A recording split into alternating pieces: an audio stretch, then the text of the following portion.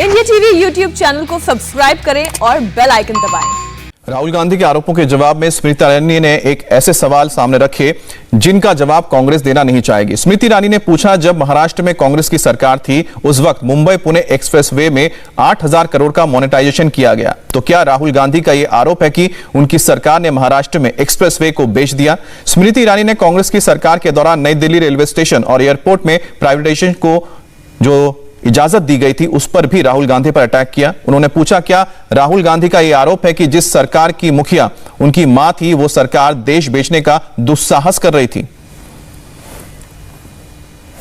Mumbai Pune expressway में monetization किया 8,000 करोड़ का।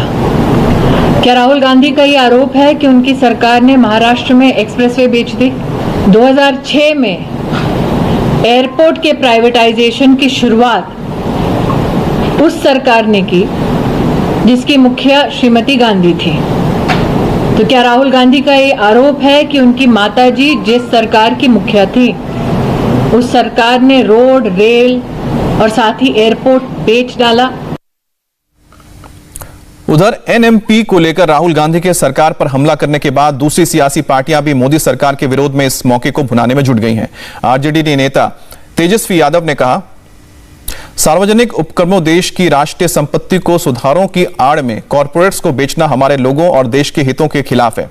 एनडीए सरकार की सरकारी नौकरियां कम करके निजीकरण के जरिए नौकरियों में आरक्षण कम करने की खतरनाक प्लानिंग है और हम अपने लोकतांत्रिक भारत को ईस्ट इंडिया कंपनी के समूह बदलने के इस प्रयास के खिलाफ लड़ेंगे। सरकार को यह बताना चाहिए कि कैसे कुछ चुनिंदा कॉरपोरेट्स को संपत्ति बेचने से लोगों और अर्थव्यवस्था को मदद मिलेगी। तेजस्वी यादव।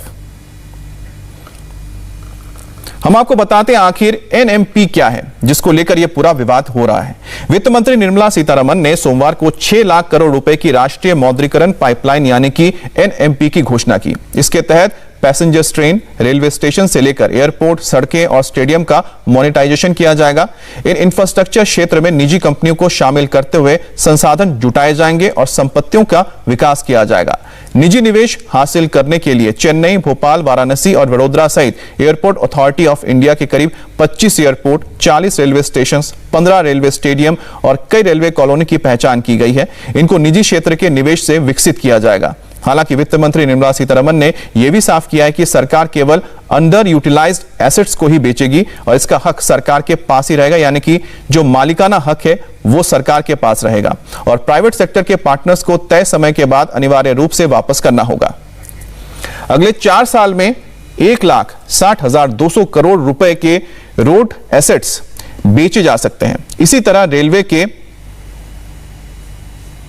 1,52,496 करोड़ रुपए के एसेट्स निजी हाथों में जा सकते हैं।